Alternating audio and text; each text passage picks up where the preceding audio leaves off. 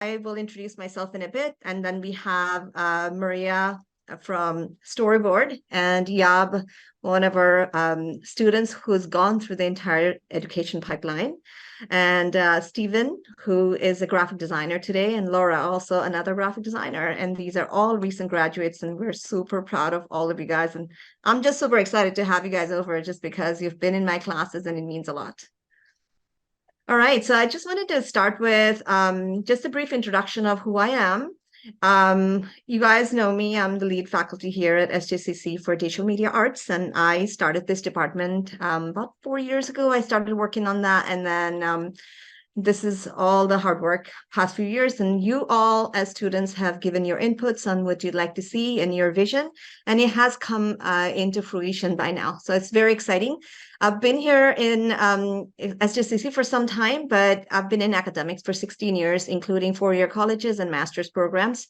I have been in computer graphics a very, very long time, specializing in motion graphics and CG in general in 3D.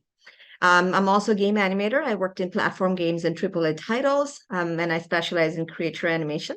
Some of the games that I've worked on are listed below on the bottom left. I worked for big name titles, worked many years at Sega.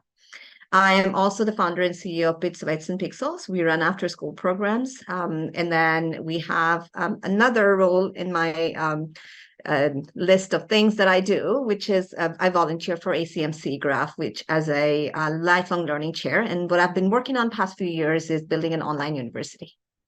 So that's me. I go by Professor Bhattacharya, but you guys can, if you haven't met me in class yet, I'm hoping soon you will. So let me hand it over to Maria. Yeah, so hi everyone. I'm very happy to be here and to share my experience and the path that led me to my current position. I'm currently working as a product designer at a startup called Storyboard, and my responsibilities there are very broad, starting with designing across multiple product surfaces, such as iOS, Android, and web, and also I'm conducting user research, so interviewing our customers to validate problems and solutions that we are proposing, and also establish future product improvements.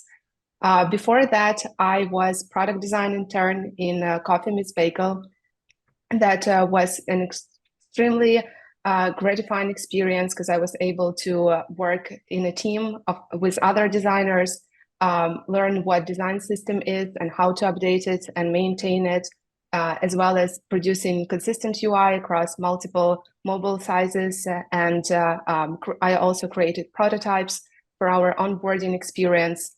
And also before that, I was an apprenticeship at Bridgegood and also worked at Bits, Bytes, and Pixels for some time. I was an educator and I taught Photoshop class and 3D animation.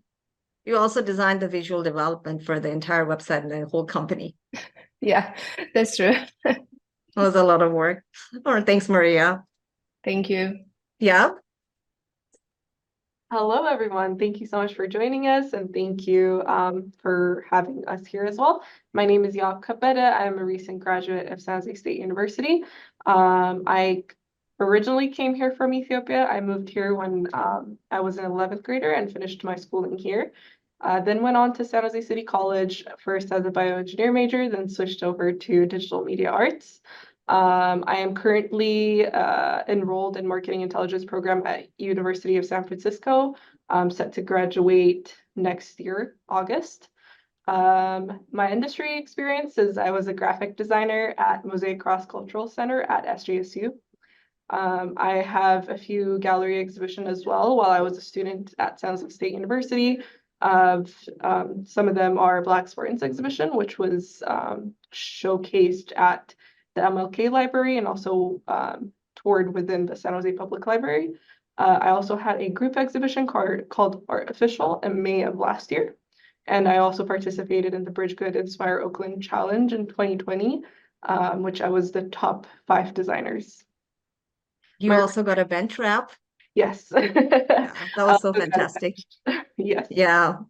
She had her design printed on a bench in Oakland, and was such a fantastic thing to see. And Bridgegood just came yesterday. For those of you who hadn't attended, and we will share the recording with you, just like always. But see if you wanted to attend this year. They bring in the same things: the internship, the apprenticeship for user experience, and also the program that Yab just referred to, where you can get your design up on billboards and bus wraps and benches.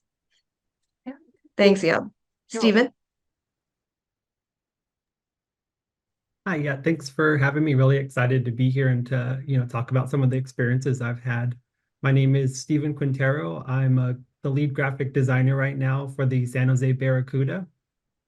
I'm from San Jose, went to high school here, went to college here. I worked for about 10 years in the city of San Jose, kind of bouncing around throughout different departments and different teams working on different collateral for citywide programs, sites, and services. Right now, I currently work as a graphic designer, the lead graphic designer for the San Jose Barracuda, and I work to oversee our marketing teams, advertising campaigns, our team branding, and our overall digital platform. So that could be anything from in-game content, web and digital content that goes out for different outreach. I get to work on our different theme and cultural nights, creating jerseys and branding ideas for those different facilities and different content. And then I recently got to work on the branding and jerseys for the 2024 AHL All-Star game, which happened to be in San Jose for this year. So I got to work with an international league to produce content for that weekend. So that was really special to be able to work on that and to kind of represent San Jose as a local artist making content for that international event. So that was a really big production that I got to work on this weekend, and just really excited to kind of share any knowledge I have with anyone that has any questions. Here, let me show you your next slide so you can show some of your work. Are these all from the Barracuda? Yeah, these are just kind of some content that I've put together over the season. This was the logo and branding identifier for the event. There were multiple ones that kind of got broken down from there, but that was the original event logo. These are some of the jerseys. Each division had their own jersey, so that was 4 different jerseys to design, as well as content that was specific for the whole league. This was a photo from our Hispanic Heritage celebration. So we rebranded our team as Tigres del Mar, which would be the translation of a nickname for Barracuda, which is Tigers of the Sea. So I got to rebrand the entire organization, our website, our in-arena graphics, and everything like that to fit that new theme for the celebration. And then these are just some content that I've created throughout the season for giveaway items, and then for different marketing and branding outreach nights. Thank you, Stephen. Laura? Hello, everybody. It's great to meet you all, and I'm happy to be here. Thank you, Professor Donnelly, for inviting me. My name is Laura. I graduated from San Jose State 2020 and took a few classes at SJCC 2022. I got my design career started just doing a lot of freelance work, but I was able to secure a internship with a UX company. It's called Cope Notes, and it got an award for Forbes Next 1000 Mental Health Startup. It was basically a digital service where they send out text messages daily to help with mental health, and I was signed on to pretty much redesign the account management system. So that was my first formal design opportunity. After that, I met Stephen through Professor Donnelly and joined him with the city of San Jose. I currently work there. I'm in the Parks and Recreation department. So a lot of the work I do is for the community, for parks, for community centers, different programs. I think some of my bigger accomplishments last year was being the sole designer for a pilot initiative called Together SJ. I worked with the mayor's team and our community services team, and I was able to name the project as well. I have also been really involved with Beautify SJ, which is a program in San Jose that aims to keep our city cleaner and to, yeah, just keep San Jose beautiful. One of the bigger projects of that program was a billboard campaign. So we had 3 billboards posted in San Jose. It was a $100,000 project, and I was able to take photos and design for those billboards, which was really cool. But yeah, I think the next slide will show some examples of the works I've mentioned.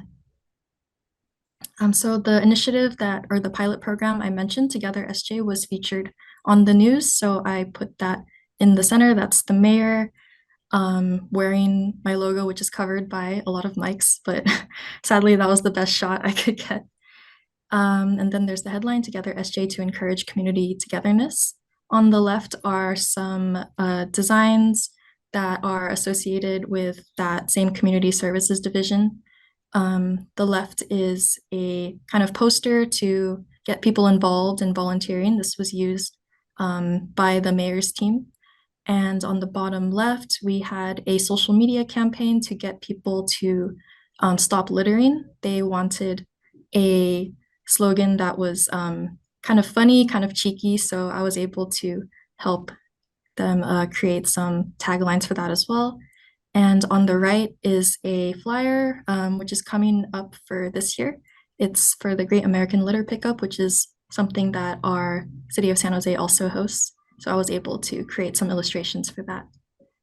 Thank you, everybody, for your introduction. In the interest of time, let's move on. I would have really liked to extend this talk next time to longer, so we had to see Maria's work and Yab's work and all of you guys that have to bring. I think it's always inspiring to see your work and where you're at today from a few years ago, from being a student to where you're at today. So it's a great progression to see. I personally learned the most at my jobs, as opposed to classrooms where I got the skills. So it's always great for you guys to talk about it. So next time we're going to do a little bit more time on this part and expand a little bit more on that. All right, if you guys are ready, I can start with the first question. All right, so this is a question for everybody. Please jump in. I want to ask you, when you came to SDCC, what were your goals? And did your goals evolve as you progressed through college? Okay, I'm going to start calling. Okay, Maria? I can be the first one. So when I came to San Jose City College, I was enrolled into a program that was called Media Arts and Web Design at that time. And it truly reflected my focus because I wanted to work with websites, wanted to design them to make sure that they're functioning across different browser types. However, during 2 years in San Jose City College, I was exposed to different classes, which at that time were not like fully related to web design. For example, I had photography, I had color theory. We also had portfolio class, which was designed mostly for the traditional artists rather than digital ones. And it really helped me to understand that creative industry is very broad and there are like multiple branches. And the more you examine them, the better you can understand yourself as a professional. You can learn what you like and would love to do more in the future, as well as what you don't like and would like to avoid in the future.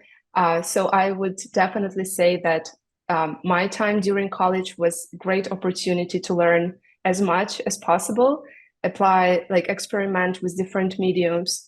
And even though my focus shifted a little bit more towards UX, but still every project, every class kind of contributed to the to me as professional in the future.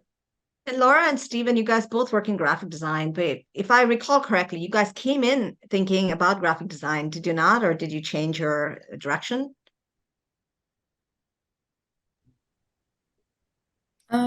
For me, I definitely wanted to take design courses when I was here. I did not have a formal education in design. I got my degree in psychology, so it was kind of a transition from one industry to another. So my goal was definitely upskilling and getting formal lessons in design before breaking into the industry, and I feel like that helped me a lot. Cool. Stephen, do you want to extend to that? Yeah, so I came back to City College after working in design for a few years. I'd been working probably 7 or 8 years as a designer at that point, and I came back to City College to try and add some new skills to my tool belt. I wanted to get into web design and motion graphics, and so I wanted to kind of take some classes and add those skill sets to my tool belt, because I knew that I had design skills and I had a lot of design experience, but a lot of jobs were looking for things on top of that. So I wanted to kind of pad out my skill set to you know, open up different opportunities. I feel like a lot of our students are in the same boat where they're trying to enhance their knowledge or get quick knowledge on because we're a career tech education in DMA. So what you guys are saying totally resonates with today's students as well. So let me get going to the next question. How hard was it to break into the industry? Tell us what worked for you the most. And I would like to address this to Maria and Laura and Stephen again. Yeah, so for me personally, I highlighted 3 things.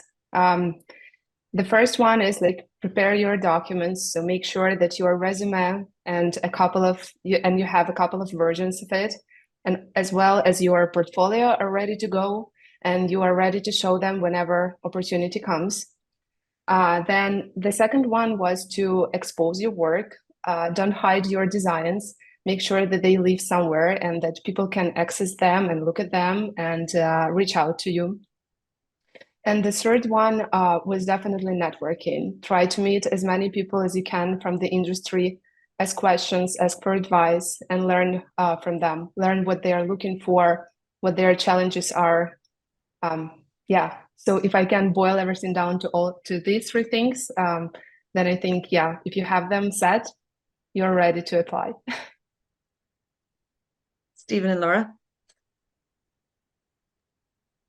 For me, it was hard to break into the industry at first. I think I came at it from a different mindset. I tried to come at it as like an artist, and I think it took a while to realize that a designer is more of like a tradesperson or more of like a service industry, and you kind of have to shift your mindset and your like ideas of what you're going to create. And once I kind of started doing that and narrowing down content that I wanted to make in areas that I wanted to explore for that creative industry, like I could, start making content that would get companies to look at me, or that would get, my work out there in avenues that would build my career in the avenues that I wanted to go down. Mm-hmm. I feel I totally second you on that. I feel like as an artist, all of us sometimes think a little differently, but then as you progress, your visions start to clear up and you kind of develop interest in certain ways. I did mine in animation, as you guys did in graphic design, but same way it applies to all of these areas.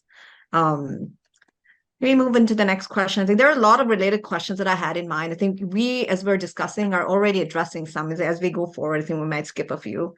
We'll see. As a college student, how did you navigate networking? Was it useful for you? And I want to ask this in a context that when you're a student, you don't kind of have a network yet. As you work in the industry, you do have a network. But I see my network today. I have a lot of people from my school when I went to college. So I wanted to ask you, Laura, since you didn't get to talk about the last one, how do you feel about this? For me and my experience with networking, I am naturally a very shy person. So I watched many YouTube videos on how to network, and I think a lot of those videos will have a bullet point of like what to talk, how to reach out to someone, cold call on LinkedIn, etc. But what really worked for me in college was just getting to know people naturally and have them see your work. You don't need to approach every person with an agenda. I think naturally showing people what you do, what you've done, and what you're interested in doing, it stays in their mind and they think of you in certain opportunities. And they might reach out and be like, oh, I remember that Laura can do logos. Like maybe I should call her and see if she can do that one project for me.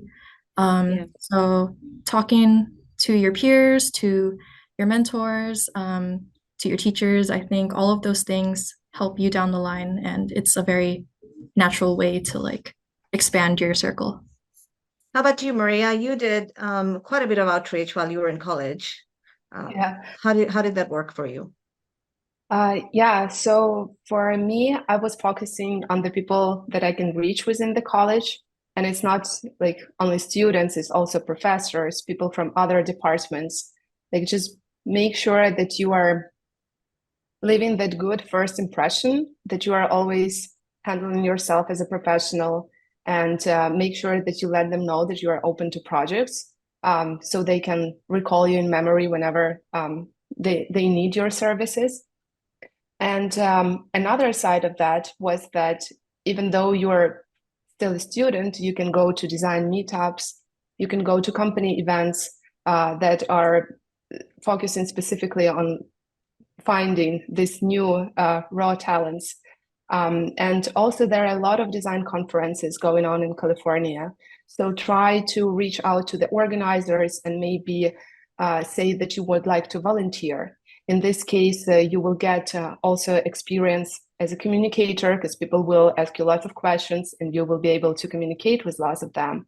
But you would also get access to the speakers, to the organizers. And if you put your effort into the event, then they will definitely reach out to you next time when they will be looking for a person. Or maybe somebody will be looking for a designer for their startup or a new company, and they would remember you as somebody who helped them. So that's definitely something that I would recommend. I myself also volunteered in a couple of conferences, and yeah, I met a lot of designers there, working professionals as well as somebody who is looking for a job, and you never know who that person would be who would offer you your next job. Yeah, and then Yap, did you want to talk a little bit about yourself? Because I hosted the Bridge Good Talk yesterday, and then they still remember you from 2 years ago, and they mentioned your name, and they mentioned a lot of things about you. And I'm thinking this girl's really good at networking because they remember you, and that's a very important asset to have when you're networking and making people remember you. So, and you've also done projects and volunteered at conferences like Maria just mentioned. Did you want to chime in a little bit on this? Yeah, my experience has been just get to know people, and I want to echo what Laura said too. Like it doesn't necessarily have to be with an agenda or for them to like help you. It's just getting to know them and them getting to know you. Ask questions, like don't be afraid to be presented as like, oh, you don't know anything. Like with Bridgegood, I would ask them questions every weekend, every day, email them about the competition. And that's why I feel like I kind of left an impression on them. And even after that, I kept in contact with Sean and kind of asked him about his experience in the industry. So that has been my experience as a college student, networking upwards. But then I want to say something that both of you, all of you guys touched on, which is Laura mentioned that she's shy a little bit, doesn't come naturally to her. Believe it or not, it doesn't come easy for any of us. Some of my friends who are super good at it, meaning they're extremely present in social media. And those of you who are connected with me on social media, you can tell I'm not even there, although I'm there. So I don't have the time for it. So those of us, I use text messaging. I stay in touch just enough. I think it really, you have to be yourself, but make people remember you however you can connect. Just be yourself and try to connect. That's what I'd say. You don't have to be out there so much as per se, that build the relationships, build your personal community. I carry a lot of things from my first job to today. We had a speaker yesterday who I met at my internship time. So these are your network. This is how you build it. I am part of your network today too. Everybody who's in my class. So I think these are a lot of good things coming out as we're discussing these little things that we don't always talk about. Let's move on because we're halfway mark and I have a lot of more questions. All right. So yeah, but for you, you've been through the higher education system. You've gone through multiple colleges so far. Can you briefly tell us a little bit about how it's like to transfer and go through the pipeline? From my experience, it's a lot of learning. along the way. Not a lot of things come clear to you. When I was in San Jose City College, I was still figuring it out, figuring what I wanted to do. That's when I started looking into programs. And as I mentioned, I was a bioengineering major at first, but with an idea, I came into community college thinking I was going to major in STEM, but then I found the DMA program, which really interested me. I was always interested in art. I just didn't know how to pursue it. Then it kind of grew from there. I started looking at local colleges. San Jose State has a really good program in DMA, so a lot of researching by myself and understanding how I can transfer. And then from there, I'd reach out to counselors and kind of ask, is this a good idea, or how can I do it? What kind of support I can get? And there's a lot of support at San Jose City College as well. It just requires you to like reach out and research and kind of put in the work by yourself as well. This is fantastic. I actually have a follow-up question, so let's pair them up. So I wanted to ask you, how did you feel when you went to larger universities? What's the biggest difference that you see between SJCC versus the larger universities? From my experience, it's not harder, but it's a lot of figuring out. That's the best way that I can put it. When you're at community college, you get a lot of support from your professors, and it's very easy to kind of ask them questions, communicate with them. It's a smaller class usually. At bigger universities, it's a bigger class. So their time is divided between all of these students, and it's harder to communicate with them. It's also in terms of resource. There's more resource at community colleges, I feel like, and then at bigger colleges, you have to look for them yourself. You need to do the outreach by yourself and kind of a little bit more work compared to community college. And you have to network with your peers at bigger universities compared to at community college, which you do, but you seek more support from like professors and people near you. Yeah, that's actually really nicely put, because I have taught everything from master's level to international college to four-year degree, which is majority of my career, to now community college.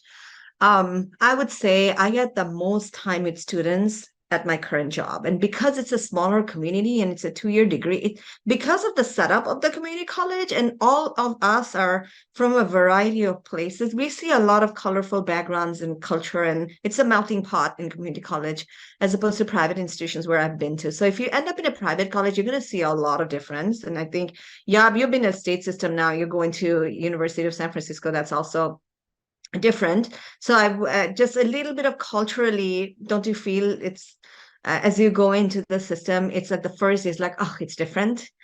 It hits you, right? Yeah, definitely. Yeah. Yeah.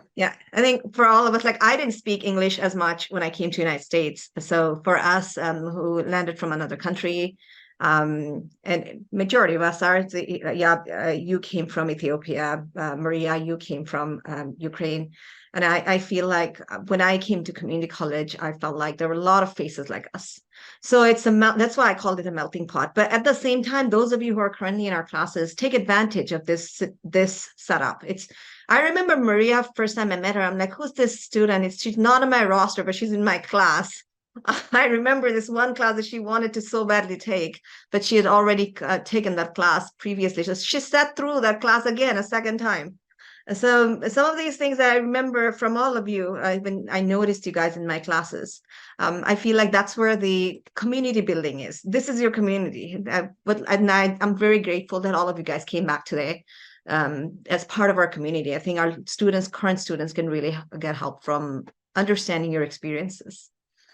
All right, the next question I have is, all of you have been in my classes. I know you so closely, and I know job, life, family, everything came in the way at some point, right? And there's pressure and there's difficulties. I guess everybody deals with it differently. I stressed out a lot as a student myself, and I've seen all of you guys through different challenges in life. And I want to start with Stephen. Have you had any experiences of some of this? And we're going to be brief on this, guys, but I want all four of you guys to chime in on this question. I guess just kind of in general is just don't give up. I think a lot of things come at you fast when you go into school and life and all that stuff. And as long as you keep moving forward and like not giving up on something. You can miss an assignment or you can miss, something for work, and it's not the end of the world. Just keep moving forward, and you'll eventually, graduate, you'll get a job, all these things. Like it's just staying positive and kind of not letting something break you when it does kind of all, feel like it's coming down on you. I remember you particularly, Stephen, you came from a background where you were doing a lot of independent work as an independent artist. And I remember the struggle you had, like, do I go for a job? Do I do it myself? And right, I mean, you had that, like, and I remember telling you this myself. And at one point I wanted to be a fine artist, and I ended up in 3D animation and computer graphics. So did you have that struggle as you wanted to work for yourself, independent artist, and then you ended up working for someone else, now a corporation? Yeah, I mean, I was like doing my own thing and kind of being independent with the content I make. And so there is that struggle for me of like, I want to enjoy the work I do, and I want to, um, enjoy going to work all the time, and being an independent artist was a way to do that. And then eventually I found a job opportunity where I could take my passions, and kind of get paid to do those things, in the sports market. So that kind of got me the best of both worlds, I guess. To do that way, I get to lead a lot of the design aspects of the team, and kind of put my own design spin on things, which is what I like to do when I was working independently. Yeah. We have a question. I want to still hear from Laura, Yab, and Maria. We're going to go quickly on this question, but there is a question here on the chat box for you all. It says, this is Veronica asking, did you all do any abroad programs to progress through your journey? If I recall correctly, the answer is no. Is that right? Yeah. Veronica, I haven't had you in my class, I believe, yet, but I hope someday. But we usually get to know our students really well, so I kind of answer for them. But guys, if I'm incorrect, please chime in. Okay. All right. Yeah. Can we continue on this question, and let's go quickly on this, please? Yeah, sure. Very quickly, my biggest advice and kind of experience is once you identify your goal, don't let it go. Like, there will be some things that come up between job, life, even when you're at school or working really. Life is life and things are meant to happen. But once you identify your goal and where you see yourself, just keep moving and navigating through it, and that makes you a better problem solver. Laura? I guess what I have to say about it is give yourself a break if you need it. Health is also part of the journey to success. And if you find yourself just working endlessly on a project or kind of always on the grind, I think your energy level will catch up to you eventually. So don't worry too much about the future, and about your current situation. Everything will fall into place, and make sure that you manage your time well. That's such a fantastic advice. Maria? Yeah, it's a really tough question, but I would definitely say that when you're finding yourself in a situation full of stress and uncertainty, try to just think about the next step that would get you closer to your career or to your dream job. Sometimes even the small step ahead is better than doing nothing for months. So definitely do not give up, and try to do maybe small steps during those stressful periods that would eventually lead you to the career that you want. I think the competition, you guys all nailed it in your answers. You all had different experiences, but I'd say if you look at me versus where you guys are today, I had similar experiences too. And the hardest part is that this is a tough industry, and today competition is just hard across the board everywhere. And self-care, something that Laura mentioned, is so important, taking that break. And I am notorious for watching Netflix when I have something due. It just really works. Trust me, my world doesn't turn upside down next day. So all of these little things, whatever works for you. And Maria and I have something in common, that both of us came to college as married women. It's really tough, juggling family and the demands of it. And not to mention that, and not to say that others have it easier. There are different challenges, different life circumstances. But I think we have a lot of parents in my classroom. I have older adults. I have students with children. not easy. And your professors know this. And I wanted to remember that we're all people at the end of the day. And this is true for when you get to jobs and you have your managers. Communicate. I have my students, Maria work for me at one point, and we've became friends eventually. So that's what I mean. Like, it's just always reaching out and being open about things and talking about, you don't have to be so open, but at least you can communicate. That's very important to give yourself that space. Let's move on. We're a little tight on time, so I might some things that we've already brushed on, I might just skip over a little bit. I wanted to ask those of you who are in the industry today, we have the different life in work versus at school. In production, you're working with a team, you're working with tight deadlines and demands of it. How is it like? Let me talk to Stephen first on this, because you're working with Barracuda and they go very fast paced. So how is it like for you? I mean, there are some things that you can take from school and working in teams. I think the biggest thing is just having open communication and kind of just letting people know where you're at in your process, and asking them where they're at in theirs, and just kind of being okay with letting other people take their roles and not feeling like you have to do everything. I think knowing where you can help and contribute, and letting other people help and contribute in their ways is a good way to handle these kinds of projects. Yeah. Maria, you're in the UX industry. How do you feel about that? Yours is all about customer experience. Yeah. I would say that college really, well, it definitely prepared me for the teamwork, because as a designer, you have multiple stakeholders on your projects.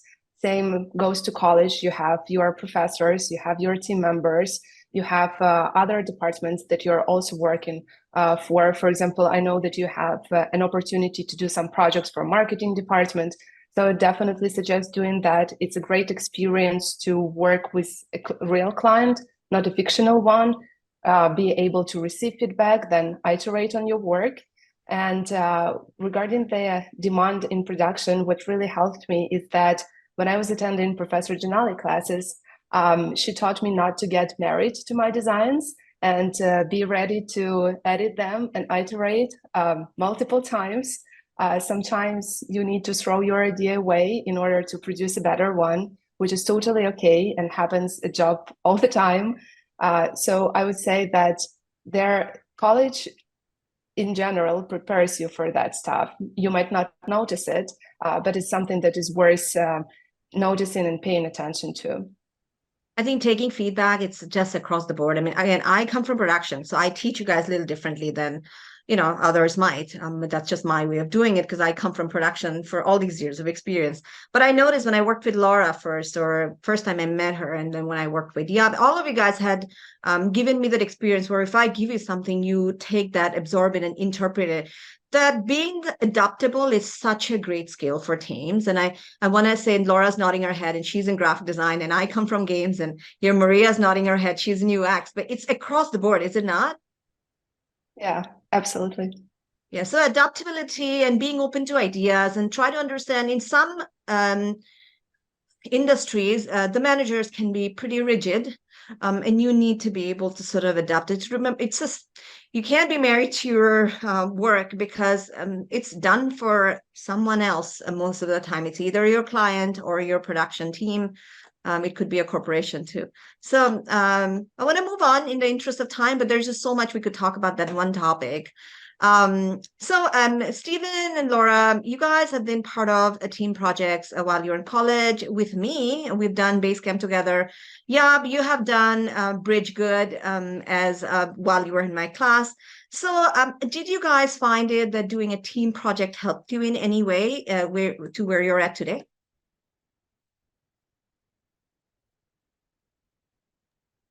Yeah, I really believe that the dynamics that you experience in college projects mirror your interactions with coworkers and different stakeholders. If you're, well, for example, in college, I tend to be someone who was an overachiever and who liked to kind of do more than I was asked of. But in a work setting, that doesn't always work out. So it's good to be a team player, just kind of take an equal share of work. I think Stephen mentioned this earlier, but communicating is a huge necessity in any collaborative project, communicating what you've done and what you haven't done or what you need help with. Those are things that are both useful in a college setting and a workplace. Steven, Yab, did you want to join anything on this? Yeah, I definitely agree with Laura. It mirrors like real life, kind of mirrors what you do in college, specifically in group projects. It's all about communication and everything deliverable is like a group project in terms of feedback or helping each other out with certain aspects of it. So I definitely agree with that. I think one of the things all of you guys did really well, projects or not, you knew when to stop. That's the hardest thing to learn when your artwork is finished. It takes many years to build. And I want to encourage all of you guys, my current students, to think about it. If you're unsure if your work is finished or if your team is depending on you and all, you can totally take each other's feedback and be open to viewpoints again. But at some point, it's done. And the knowing that is okay. And if you're short on time, again, it may not be what it could be 2 months later, but you just have to deliver it 2 months before. So some of these things, just open viewpoint. I feel like the teamwork is a huge asset. I learned so much from my teams, people in my team. I did majority of my learning, and you guys can correct me on this, but I developed more as an artist, as an animator, in my teamwork, bouncing off of each other's, my teams who could do something that I didn't know how, and then I taught myself how. I learned more in my jobs than at school, because school only gave me the skills, and I refined it as I go. Is that how you guys feel at your work? Yeah, it's interesting. You guys all come from different backgrounds now. But let's move on to the next question. I wanted to ask you guys about fast-paced deadlines, but I think we've talked a little bit about Steven's work on this. I wanted to see how is it like on user experience with Maria? Oh yeah, so we cope with a lot of deadlines during our work. Sometimes your customers might spot like some inconsistencies that you need to address immediately. So you're not only coping with the established deadlines, as in City College, but you also have like multiple projects popping up that you need to cope with additionally to your normal workload. So I would say it's totally okay to understand that you are a human being.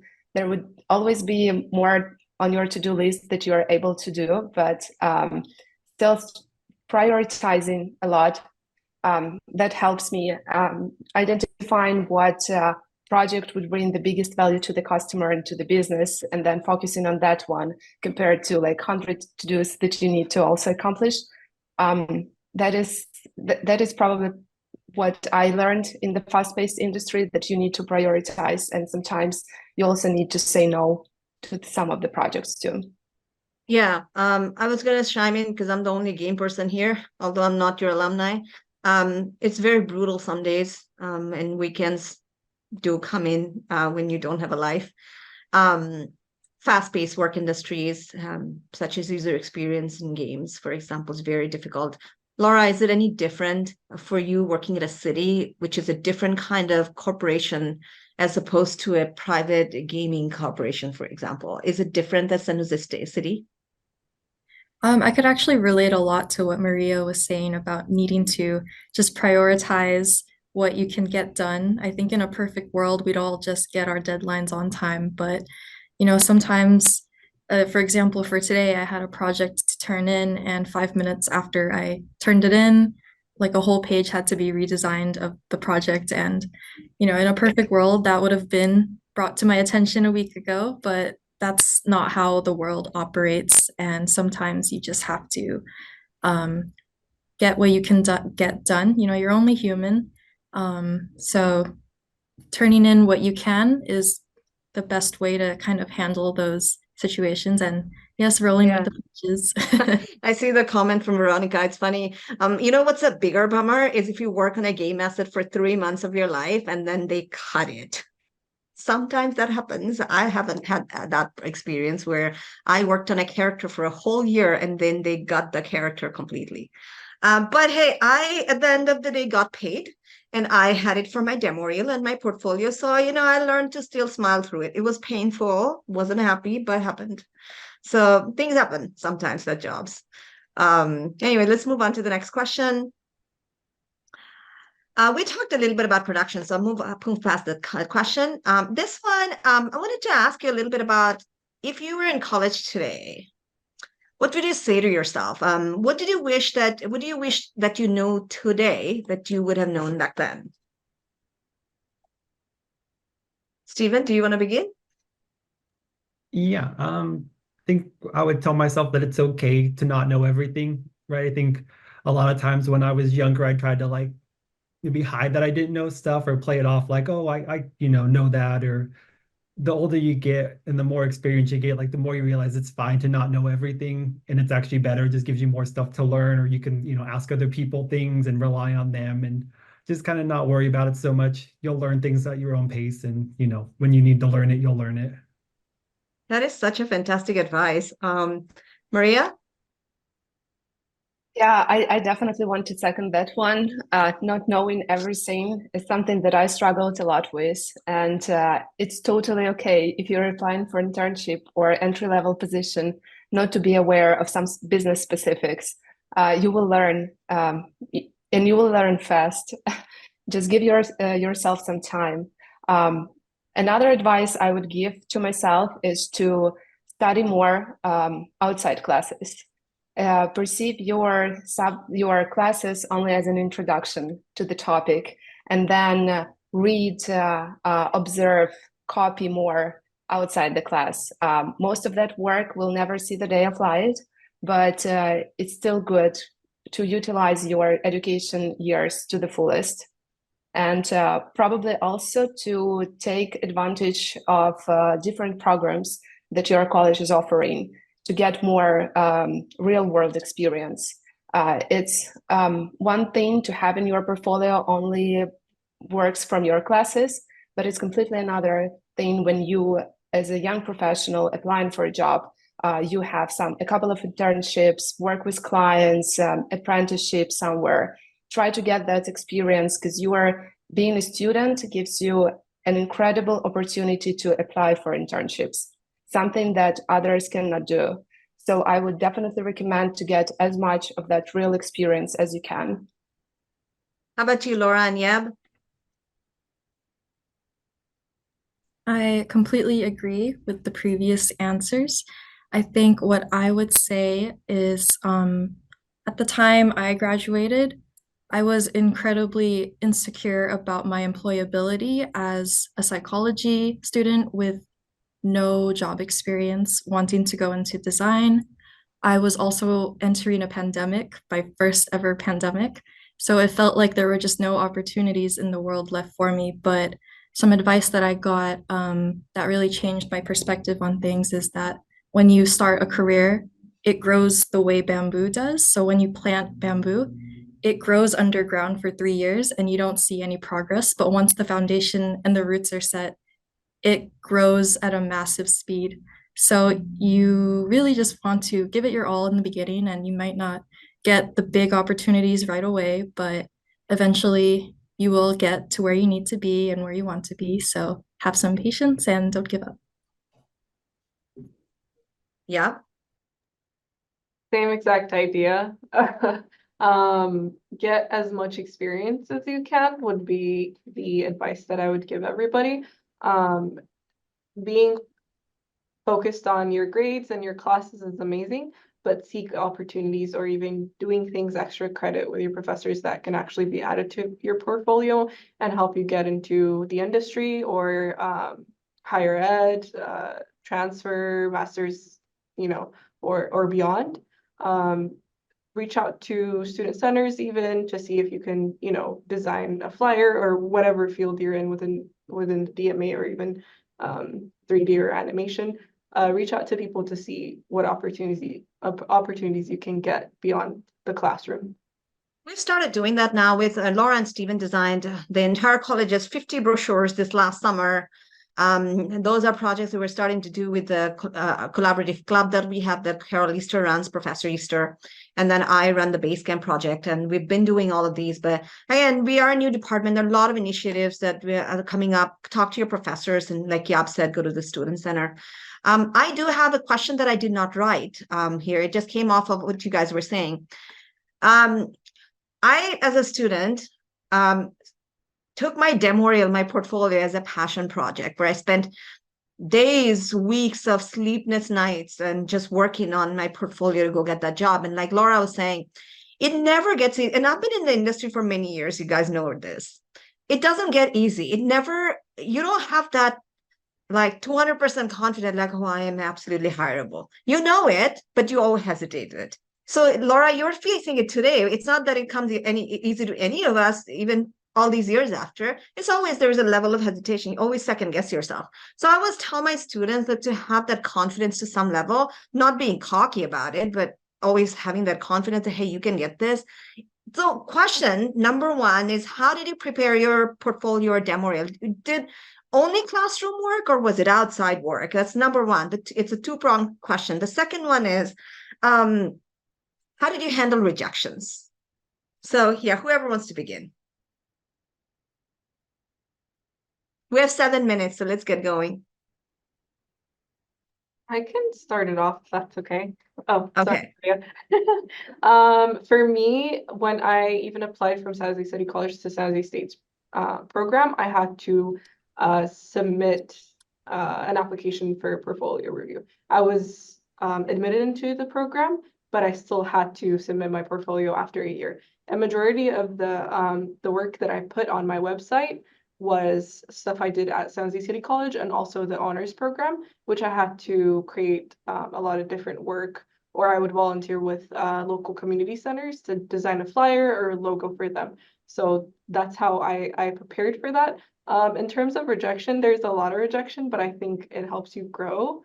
You kind of understand, or you can ask why, even if they're receptive to it, what kind of feedback that they have for you, and then they'll tell you, due to this reasons, or they might not. It's always an opportunity to grow, rather than, we'll disappoint you for the first few times or a day or two, but then you'll kind of understand that you need to grow from it, and then a few years later you'll look back and say, oh, that's what I learned, lesson learned during that time or moment. Maria? Yeah, so I didn't use a lot of my classroom work for my portfolio, and I did a lot of additional work outside classes, and I included that because that one just was more applicable. So yeah, that's I would definitely recommend to, if you are applying for different roles now, try searching in LinkedIn people who are in the same position as you are. Look at their portfolio and see what they have in there, what works, what didn't, maybe something to avoid can be also observed during your research. And in terms of rejections, it's always tough. I would say I got probably hundreds of them, if not more, and it's totally okay. Just remember, it's not always about you. Sometimes you don't know what the business is, what need they are trying to cater. So they're rejecting you based on some situations that you have no control over. So it's totally fine. It doesn't mean that this no will be the no for the end of your life. Just keep going, keep pushing yourself, keep applying, and remember that you need just one yes at the beginning from one person to believe in you, to give you that chance. And after that, if you work hard enough, you will be progressing more and more. So just don't give up and take that one small step one at a time. Laura, I wanted to ask you about this one too. Why don't you chime in about you have been updating your portfolio forever, and it's like a constant thing in all our lives. How do you feel about that? And how did you also handle rejections? Yeah, my portfolio, it has evolved every year and is constantly evolving. It feels like there isn't a finish line for my portfolio or my website. It's just a reflection of the work that I've done and the designer that I am right now. So try to find a way to organize your work in the best way where you can showcase it, but don't think that it has to 100% represent all of your skill sets and just everything that you're capable of. A lot of times it's better to cater your portfolio to the job that you're applying to anyways. So yeah, don't give yourself too much pressure, just do your best. Regarding rejection, I totally agree with Yab and Maria. Hundreds of rejections, hundreds of applications doesn't mean that you're not a good designer or you're not going to find success in your life. Um, More often than not, there is a specific type of designer that they're looking for. And if that's not you, then it's not you. It's better that you're working for someone who is seeing you as the right fit anyway. It'll be a more enjoyable experience for yourself. So just take your time to find the right place for you and don't give up. Yeah. Stephen, I want you to chime in on this question, but I have an additional question for you is that how often do you update your portfolio? Well, right now I'm a bad example because I haven't updated it in a little while, but you should be updating it as soon as you have projects that you want to show off or projects that that you've created that you kind of value. That's a good time to throw it into your portfolio. And it's better to update it little by little. I think kind of the way that Laura does it than it is Yeah. to have to like rush and put everything into your portfolio when you're looking for a job. Yeah. And how do you handle rejection? Stephen, you've gone through a long career. And Mhm. guys, I don't know if you have noticed, I have the last slide at the end where we have the portfolios of each of these amazing students who's here with us today, our alumni. Go and check their work because they have some outstanding work. And I was just mentioning it because I remember Stephen's work when he first came to SJCC. It was already so great. And I say that to all of you. You already brought a lot. So how do you feel about rejection? You've gone through some yourself. Yeah, I think let yourself feel like bummed about it or sad about it. It's totally fine if you're, upset. You were excited about a job and you really put everything you had into it. It's okay to be sad, but just, it's not the end of the world. It's not going to be the last one you get, and it's not going to be, a no forever. I think you just kind of have to keep moving forward, keep understanding that, there's things you don't know about. There's always opportunities coming, and I think the best way you can do it is just, keep throwing your line out there with your network that you've built up and try and find, if people are looking for jobs, with people that it's always easier to get in to a company when you have someone that's already there working there, or just in a place that's a better way to do it if you're finding trouble kind of dealing with rejection on other ways. There is a question from Veronica, and Laura answered. Thank you, Laura. She asked, do people tell you outright why they rejected your projects and portfolio, or is it a occurrence that you won't get an explanation? I don't know about you, but I've had it's the latter. They don't say much. We're always amazing, but we're just not getting hired. That's what my experience was in games. And I don't know how you guys feel about this. We're at 5 o'clock, so let's wrap it quick. Yeah, I would say I also do not get like a detailed feedback afterwards, but it never hurts to ask. And also do not forget to follow up with your interviewers to thank them for their time. And if then in response they're sending you this, unfortunately, we decided to go with another candidate email, then ask them for feedback. And most of the times they will let you know like whether it was experience, which is the most common reason, unfortunately, or was it something in your portfolio? And that is the way how you can get that information. Yeah, I am so grateful for all of you guys coming. These conversations don't come up otherwise had we not met together, and all of you guys now bring in so many different facets of your life and your experiences. I want to share with all of you that I have Maria, Yab, and Stephen and Laura's contacts up here. You can take a screenshot and connect with them outside of here. But I'm also hopeful that soon they will return and they could be a continued presence in our SJCC community of alumni.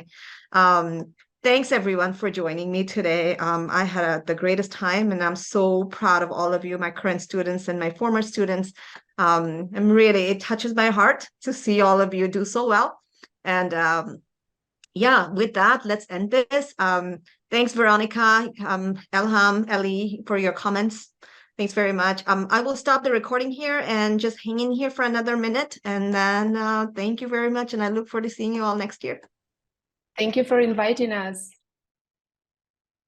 Thank you.